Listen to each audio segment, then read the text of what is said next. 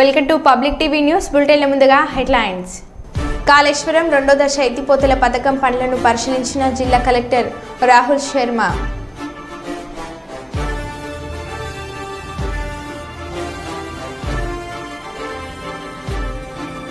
సింగరేణి పరిధి బొగ్గు బ్లాక్లను సింగరేణి కేటాయించాలి సిపిఎం.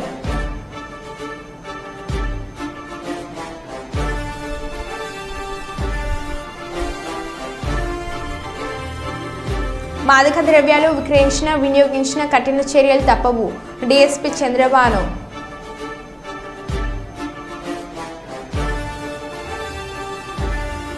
గుప్త నిధుల ముఠా గుట్టురట్టు చాకచక్యంగా వ్యవహరించి ముఠాను పట్టుకున్న ఎస్ఎస్ శ్రావణ్ కుమార్.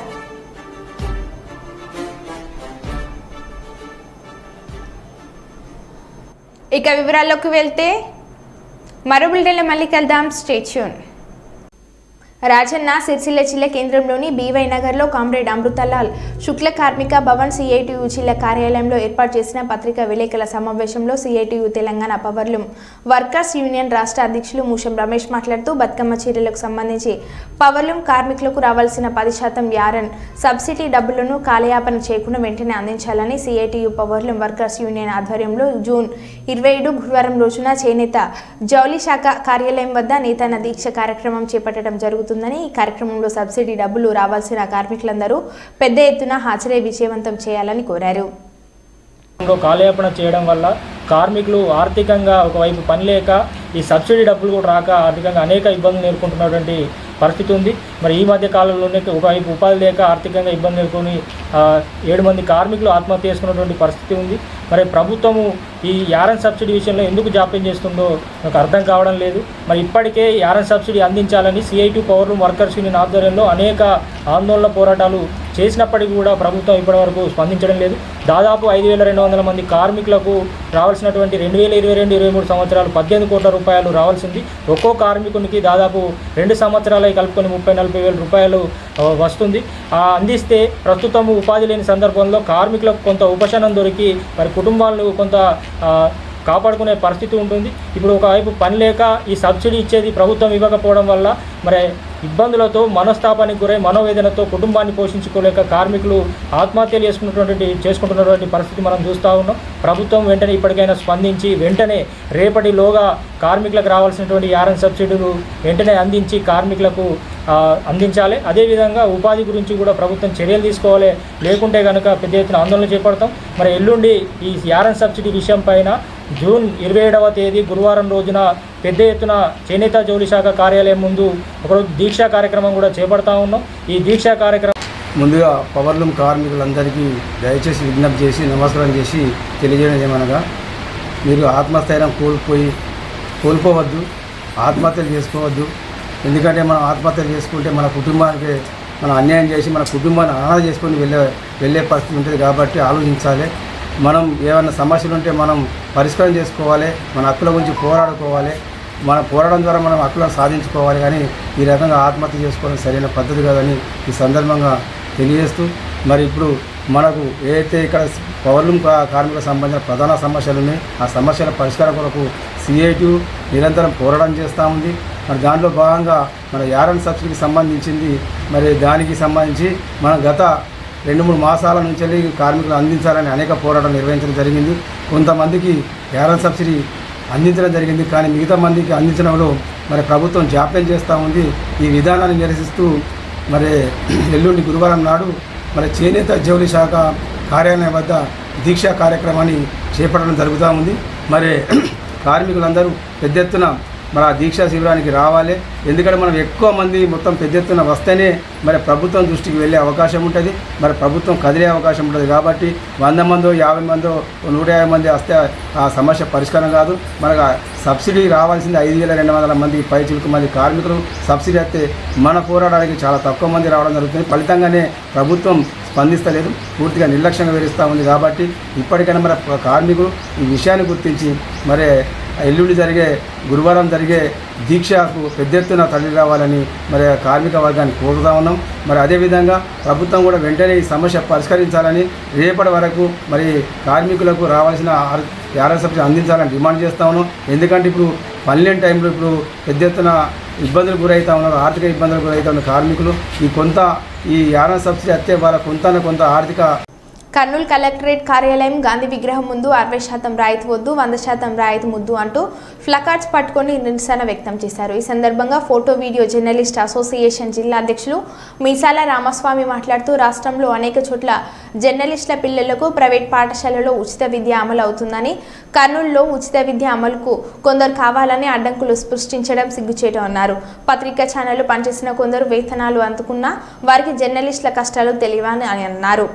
ఈరోజు ఆంధ్రప్రదేశ్ రాష్ట్రంలో జర్నలిస్టులు చాలా ఇబ్బందుల్లో అలాగే సమస్యలతో సతమతం అవుతున్నారు. మేము గత ప్రభుత్వంలో కానీ ఈ ప్రభుత్వంలో కానీ ఒకే ఒక చిన్న సమస్య మేము కోరుతున్నామే తప్ప గొంతమ్మ కోరికలు కోరడం లేదు. అయ్యా మా పిల్లలకు ప్రైవేట్ స్కూల్లో ఉచిత విద్య అందించాలని చెప్పేసి ఎన్నో ఏళ్ళుగా కోరుతున్నాం, కానీ ఆ సమస్య ఎక్కడేసిన దొంగలు ఎక్కడైనా చందంగా ఉంది. అలాగే గత ప్రభుత్వంలో ప్రతి ఒక్కరికి 3 సెంట్ల స్థలం ఇస్తామన్నారు, కానీ ఆ హామీ కూడా గోడలకే పరిమితమైందే తప్ప ఆ హామీ కూడా నెరవేరలేదు. కనుక రైల్వే పాసులు అస్సలకే లేదు, హెల్త్ కార్డులు సక్రమంగా అమలుగా అయితే లేవు. మేము ముఖ్యంగా తెలియజేయడం అంటే ప్రైవేటు పాఠశాలలో చదువుతున్న ప్రతి జర్నలిస్ట్ పిల్లలకు 100% రాయితీ ఇచ్చేలాగా చూడాలని, ఉచిత విద్య అందించాలని చెప్పేసి మేము కోరుతున్నాము. ఒకవేళ జర్నలిస్ట్ పిల్లలకు ఉచిత విద్య అందించకపోతే డిఓ ఆఫీస్ ముందు కూడా మేము ఆందోళన చేపడతామని చెప్పేసి మా జర్నలిస్ట్ సోదరుల తరఫున మేము తెలియజేస్తున్నాము. కనుక రాష్ట్ర ప్రభుత్వము ఏదైతే మా సమస్యలు ఉన్నాయో మా సమస్యల పరిష్కారానికి కృషి చేయాలే తప్ప మమ్మల్ని ఇబ్బంది పెట్టొద్దని చెప్పేసి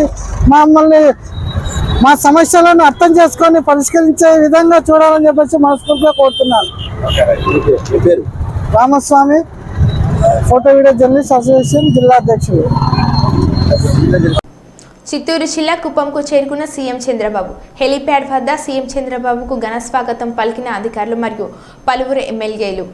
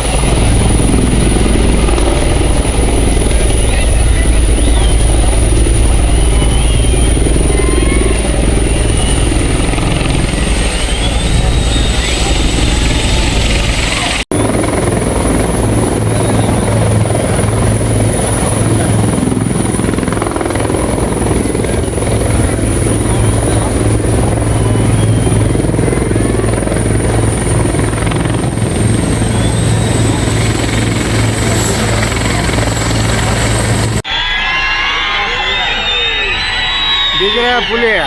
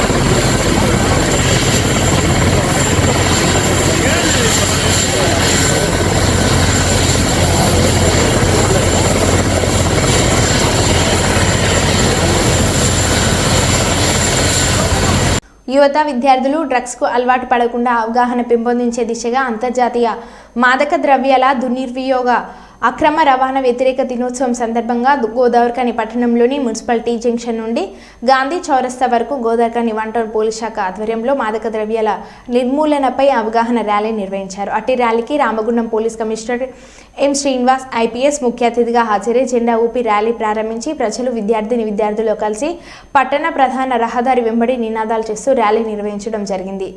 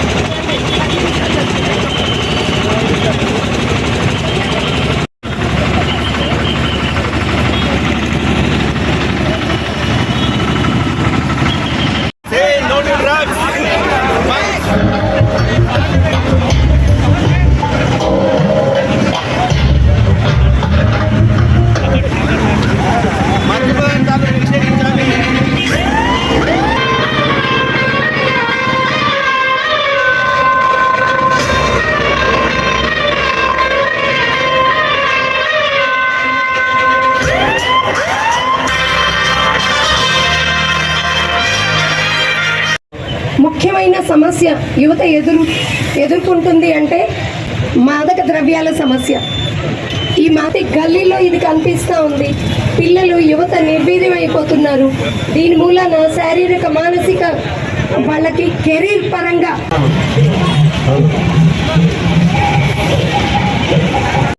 అందరికీ నమస్కారం. ఈరోజు ఇంటర్నేషనల్ యాంటీ డ్రగ్ డేగా నిర్ణయించబడింది. దీనికి సందర్భంగా రాష్ట్ర వ్యాప్తంగా నార్కోటిక్స్ డిపార్ట్మెంట్, తర్వాత పోలీస్ డిపార్ట్మెంట్, టీన్యాబ్ అంటే టీన్యాబ్ అనేది స్పెషల్గా ఇక్కడ మన తెలంగాణ రాష్ట్ర ప్రభుత్వము సపరేట్గా డ్రగ్లని మొత్తం నిర్మూలించడానికి ఒక సంస్థను ఏర్పాటు చేసింది, ఒక వింగ్ని ఏర్పాటు చేసింది. ఆ వింగ్ ఆధ్వర్యంలో రాష్ట్ర ప్రభుత్వం ఆధ్వర్యంలో ఇంటర్నేషనల్ డేని ఇక్కడ నిర్వహించుకుంటున్నాము. దాంట్లో భాగంగా ఈరోజు అవేర్నెస్ క్రియేట్ చేయడానికి ఎవరు డ్రగ్స్ వాడకూడదు, డ్రగ్స్ అనేది చాలా ప్రమాదకరమైంది, తర్వాత ఒక్కసారి దానికి అలవాటు పడితే దాన్ని తప్పించుకోవడం ఎవరి త్వరం కాదు. సో అందువల్ల డ్రగ్స్ తెచ్చేవాళ్ళని కానీ అమ్మేవాళ్ళని కానీ దాని తర్వాత కన్జ్యూమ్ చేసే వాళ్ళని కానీ వదిలిపెట్టేది లేదు. చట్టపరంగా చర్యలు తీసుకోవడం జరుగుతుంది. దానికి సపరేట్గా యాక్ట్ ఉంది, ఎన్డీపీఎక్స్ యాక్ట్ అని. సో దీంట్లో భాగంగానే పబ్లిక్లో అవేర్నెస్ క్రియేట్ చేయడానికి యాంటీ డ్రగ్ డేగా డిక్లేర్ చేయబడింది. ఈ రోజు నుంచి ఎప్పుడు కూడా ఇన్ ఫ్యూచర్లో మన పిల్లలు మన ఫ్యూచర్ అంతా అంధకారం కాకుండా ఉండడానికి అవేర్నెస్ క్రియేట్ చేయడానికి ఈ ర్యాలీ చేయడం జరుగుతుంది. దీంట్లో భాగంగా అందరూ కూడా మా ఇన్స్పెక్టర్స్, ఏసీపీస్ డీసీపీస్ అందరూ, తర్వాత వాలంటీర్స్ అందరూ చాలామంది పార్టిసిపేట్ చేస్తున్నారు, విద్యార్థులు పార్టిసిపేట్ చేస్తున్నారు. సో ఈ డ్రగ్ డేని పాటించి ఎవరు డ్రగ్స్ యూజ్ చేయకూడదని no drug ever, no consumption of drug ever, no transportation of drug ever, no production of drug ever అనేది చేయాలి. అందరూ ఈ ప్రతిజ్ఞ తీసుకోవాలి. మీరందరూ కూడా దానికి హైలైట్ చేయాలి. తర్వాత మీరు ఏ ఇన్ఫర్మేషన్ వచ్చినా మాకు పోలీస్కి ఇస్తే మేము రైట్ చేసి పట్టుకుంటున్నాం. చాలా వరకు కేసులు చేసాము. ఇంకా ఫ్యూచర్లో కూడా జీరో టాలరెన్స్ అగైనెస్ట్ డ్రగ్ అనేది కంటిన్యూ చేస్తాం. Thank you. సీఎం చంద్రబాబు మాట్లాడుతూ మళ్ళీ జన్మంటూ ఉంటే మీ కుప్పం బిడ్డగానే పుడతా, 4వసారి మీ ఆశీస్సులతో ముఖ్యమంత్రి అయ్యాను. ప్రజాక్షేత్రంలోకి వెళ్లే ముందు కుప్పం ప్రజల ఆశీర్వాదం తీసుకోవడానికి ఇక్కడకు మొదట వచ్చాను అని అన్నారు. నాకు మళ్ళీ జన్మ అనేది ఉంటే కుప్పం ముద్దు బిడ్డగానే పుడతాను, మీ సేవ కోసమే ఉంటాను. అలాంటి అరుదైన అనుభవం ఈ నియోజకవర్గం.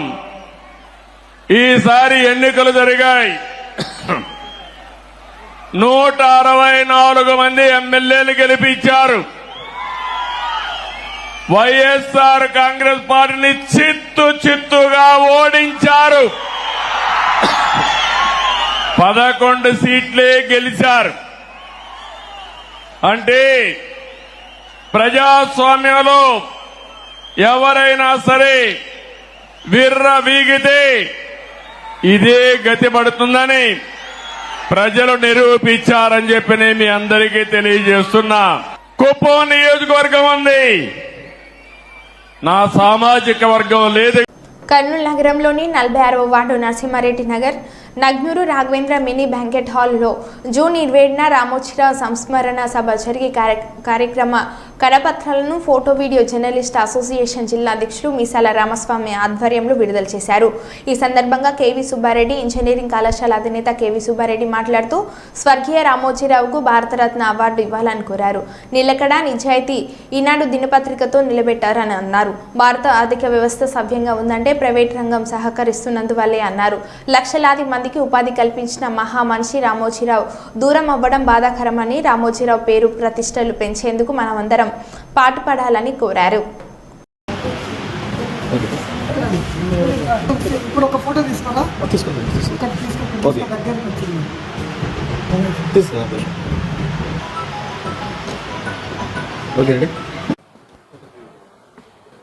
ఎందరో పుడుతూ ఉంటారు, కొంతమంది మాత్రమే వాళ్ళ జీవితానికి సార్థకత చేకూర్చుకుంటూ ఉంటారు. అలా సార్థకత పూర్తిగా చేకూర్చుకున్నటువంటి ఒక గొప్ప వ్యక్తి గురించి మనం ఈరోజు మాట్లాడుకుంటున్నాం. వారే రామోజీరావు గారు. వారు మనందరిలాగే సామాన్య కుటుంబంలో పుట్టారు, కానీ వారి యొక్క కృషి, పట్టుదల, రకరకాలైనటువంటి ఆలోచనలను అమలు చేసే విధానం కారణంగా ఈరోజు భారతదేశంలోనే అత్యున్నతమైనటువంటి పత్రికల్లో ఒకటైనటువంటి ఈనాడునైతేనేమి, తర్వాత చిట్ ఫండ్స్ అయితేనేమి, ఫుడ్ అయితేనేమి, హోటల్ రంగం అయితేనేమి, ఏ రంగంలో అడుగుపెట్టినా కూడా అన్ని రంగాల్లో కూడా ఆయనే నెంబర్ 1గా నిలబడ్డాడు. ఆయన ఇంటర్వ్యూలో నేను చాలా చదివాను.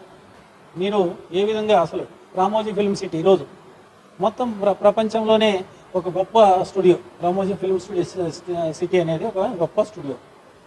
హిందీ సినిమాలు కూడా అనేక సినిమాలు ఇక్కడ వచ్చి షూటింగ్ చేసుకుంటారు. అంటే మొదటి రోజు టెంకాయ కొట్టే దగ్గర నుంచి గుమ్మడికాయ కొట్టేంత వరకు కూడా అక్కడ అన్ని పనులు జరుగుతాయి. హ్యాపీగా షూటింగ్ పూర్తి చేసుకోవచ్చు. అలాగే ఈనాడు పత్రిక కూడా ఎన్ని ఒడిదుడుకులు ఎదురైనా, ఎన్ని రాజకీయ పక్షాలు ఎన్ని విమర్శలు చేసినా కూడా ఒక నిబద్ధతతో, అంటే ఏదైనా ఒక పేపర్లో న్యూస్ వచ్చిందంటే ఈనాడులో వచ్చింది అంటే నమ్మొచ్చు అనేటువంటి నిలకడను, నిజాయితీని కలిగినటువంటి పత్రికను ఆయన నిలబెట్టగలిగాడు ఇన్నేళ్ళుగా. మేము బాల్యంలో ఉన్నప్పుడు, అంటే నేను ఇంటర్మీడియట్ డిగ్రీ చదివే రోజుల్లో ఆయన పత్రికను స్థాపించారు. ఇన్నేళ్ళుగా పత్రిక మరి బ్రహ్మాండంగా నడుస్తుంది. అలాగే ప్రతి రంగంలో కూడా అనేక విజయాలు సాధించి అనేక వేల మందికి ఉపాధి కల్పించారు. నాకు తెలిసి ఆయన దగ్గర కొన్ని లక్షల మంది ఉద్యోగస్తులు ఉన్నారు. ప్రభుత్వ రంగం అంతమందికి ఉద్యోగాలు ఇవ్వలేదు. ఈరోజు భారతదేశంలో ఆర్థిక వ్యవస్థ సవ్యంగా ఉంది అంటే ప్రైవేట్ రంగం కూడా ఎంతో సహకరిస్తుంది. కేవీ సుబ్బారెడ్డి గారు నా విద్యా సంస్థలోనే దాదాపు 1000 మందికి ఉద్యోగం ఇవ్వగలిగారు. మరి ఆ 1000 మంది లేరు అనుకుంటే, అక్కడ ఉద్యోగం లేరు అనుకుంటే గవర్నమెంట్ ఇవ్వలేదు ఆ 1000 మందికి. సో ప్రతి వ్యక్తి కూడా ఎంతసేపు ఉద్యోగం చేద్దాం, తన భార్యతో పిల్లలతో షికారు చేసుకుంటూ హాయిగా ఇంట్లో పడుకుందాం అనుకోకుండా 10 మందికి ఉపయోగపడేటువంటి ఏదో కార్యక్రమం చేపట్టాలి. దానికి రామోజీరావు గారు ఖచ్చితంగా స్ఫూర్తి. అలాంటి మహానుభావుడు మనకు దూరం కావడం చాలా బాధాకరం. వారికి తప్పకుండా మరి నా అంచనా ప్రకారం భారతరత్న కూడా త్వరలోనే కేంద్ర ప్రభుత్వం ఇస్తుందని ఆకాంక్షిస్తూ, వారి ఆత్మ ఎక్కడున్నా సరే సుఖశాంతులతో ఉండాలని, వారి పిల్లలు, మనవరాలందరూ కూడా ఆయన పేరు ప్రతిష్టలు కూడా మరింత పెంచాలని ఆకాంక్షిస్తున్నారు. రామోజీరావు గారు అంటే ఒక వ్యక్తి కాదు, ఒక శక్తి. మేము రామోజీరావు గారికి అతిపెద్ద ఫ్యాన్స్. ఎందుకంటే అలాంటి పనులు ఆయన చేశారు. అంటే దేశానికి అనుకోవచ్చు, మన రాష్ట్రానికి అనుకోవచ్చు. చిన్న పొదుపులు చేసుకునే మహిళల నుంచి ఎన్నో కుటుంబాలు, వేల కుటుంబాలు ఆయనకి నిజంగా ధన్యవాదాలు చేయాలి. ఎంతోమంది పెళ్ళిళ్ళు, ఎంతోమంది ఆడబిడ్డల పెళ్ళిళ్ళు కానీ, ఆపరేషన్లు కానీ, ఎన్నో హెల్త్ ప్రాబ్లమ్స్ ఉంటే కానీ రెక్టిఫికేషన్ జరిగినాయి ఆయన పొదుపు సంఘాలలో చేసినవి. అలాంటిది ఒక మహోన్నత వ్యక్తిని మనం కోల్పోవడం జరిగింది. అలాంటి మహోన్నత వ్యక్తికి ఈరోజు మనము సంస్కరణ దినోత్సవం చేస్తున్నాము 27వ తేదీన. ఇలాంటి వ్యక్తిని మనము ఈరోజు మన పక్కన లేడంటే చాలా బాధగా ఉంది. మన వ్యక్తికి మనం ఎందుకు స్టాచ్యూ పెట్టకూడదనే ఇది ఉంది నాకు. ఖచ్చితంగా నా వంతు నేను నా డబ్బు వేసుకునైనా రామోజీరావు స్టాచ్యూ అనేది నేను కర్నూలులో ఏర్పాటు చేస్తాను. కర్నూలు ఒకటే కాదు, అన్ని జిల్లాల్లో కూడా రామోజీరావు స్టాచ్యూ అనేది ఏర్పాటు చేయాలనుకుంటున్నాను. నా వంతు నేను స్టాచ్యూకి నేను డబ్బులు ఇచ్చి ఖచ్చితంగా నా వంతు నేను స్టాచ్యూలో అన్ని జిల్లాల్లో కూడా రామోజీరావు గారి స్టాచ్యూలు నేను ఏర్పాటు చేస్తానని నేను తెలియజేసుకుంటున్నాను.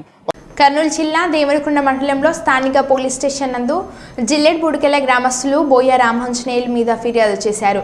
ఈ సందర్భంగా గ్రామస్తులు మీడియాతో మాట్లాడుతూ గ్రామంలో పూర్వకాలం నాటి నుండి ప్రభుత్వం ఏర్పాటు చేసిన 9 అడుగుల రహదారి ఉండేదని, ఆ రహదారి వెంటే అందరూ నడిచే వెళ్ళి వాళ్ళని, కానీ ఈ మధ్యకాలంలో బోయ రామాంజనేయులు ఇంటి ముందు ఉన్న రహదారికి అడ్డుగా కాంపౌండ్ వాల్ నిర్మించాడని ప్రభుత్వ అధికారులు గ్రామస్తులు ఎంత చెప్పినా ఆయన వినలేదని, అందుకు గ్రామస్తులంతా ఏకమై ఆ కాంపౌండ్ వాళ్లను కూల్చేశామన్నారు.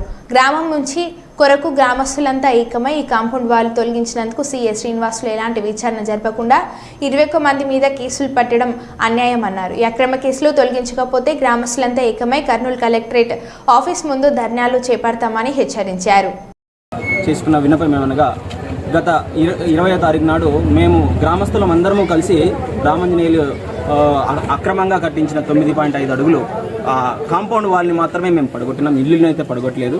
అది ఏ కక్షపూరితంగా కానీ రాజకీయ పరంగా కానీ ఏం జరగలేదు. గ్రామస్తులందరూ ఒకే ఏక నిర్ణయంతో కలిసి చేసిన ఈ క్రియని మేము ఏ కక్షపూర్వకంగా చేయలేదు. అలాగే మిగతా ఆ వీధిలో ఉన్న 9 కుటుంబాలు స్వతహాగా మాకు రోడ్డు విశాలంగా కావాలా, ఇంతకుముందు ఎంతైతే రోడ్డు ఉందో అంత రోడ్డు కావాలని స్వతహాగా వాళ్ళు వదులుకున్నారు. ఈ ఒక్క రామాంజనేయులు మాత్రమే ఆక్రమించి మాకు రాకపోకలకు ఇబ్బంది క్రియేట్ చేయడం కోసమని చేస్తున్నాడు. ఇప్పుడు 21 మందికి మాత్రమే కేసు పెట్టడం అనేది చాలా సమంజసమైతే కాదు.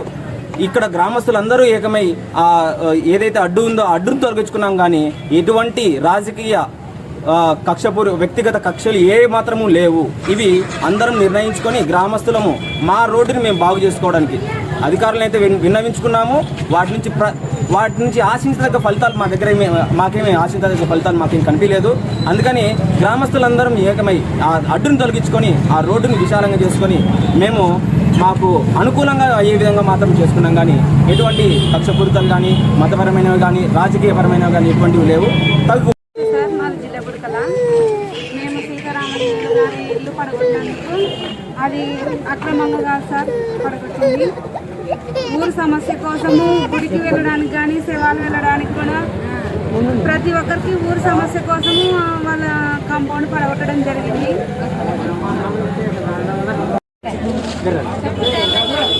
ఈ కేసు 21 మంది మీదే కాదు సార్, ఇది ఊరు సమస్య. దానికోసం అందరు కలిసి చేసినాం. మాకు అధికారులు న్యాయం చేయకపోతే మేము జిల్లా కలెక్టర్ ఆఫీస్కి వెళ్ళి మేము ధర్నా చేసి కూడా మేము సాధించుకుంటాం. మాకు ఊరులో రస్తా లేకుండా మంచిదానికి చెడ్డదానికి రస్తా పావడానికి లేదు. గుంత దోగి పెట్టినాడు లాస్ట్కి. ఆ గుంతలో ముసలోళ్ళు ముసుగోళ్ళు పడతారని మేము ఇల్లు ఆయన అద్దు కాటికి గడిపేసినాం. రస్తా అద్దు కాటికి గడిపినాం. కానీ ఈ మిద్ద గడపలా మా మిద్ద గడిపినారు 20 లక్షలని ఆయన వచ్చి స్టేషన్లో అతికిచ్చినాడు. మాకు దారి ఖచ్చితంగా కావాల. బొడ్రాయి అక్కడే, ఊరు గ్రామం మొత్తం తిరిగేది మాధపురం రస్తా అక్కడే. ఆంజనేయ స్వామి గుడి, దేవాలయము, విష్ణు గుడి, పీర్ల స్వామి గుళ్ళు, మారమ్మ గుడి, శుంకులమ్మ గుడి, ఊరంతా అక్కడే ఉండేది సార్. అస్సలు మా కింది మీకు పానిక రోడే లేదు. మాకు ఊరంతా కలిసి కాళ్ళ రస్తాన్ని పెట్టినాం. మేము చేసుకోవడం 20 మంది 3 మందే చేసి లేరు వాళ్ళు. ఊరంతా చేసినాం, ఊరి గ్రామం అంతా చేసినాం. కానీ వాళ్ళు ఎవరి మీద కన్నుంటే వాళ్ళకి పెట్టినారు. మాకు అందరు కావాలా. ఈడ స్టేషన్లో కాదంటే మేము అక్కడ కూడా కలెక్టర్ ఆఫీస్కి పోతాం. మరో బులెటిన్లో మళ్ళీ కలుద్దాం. Stay tune.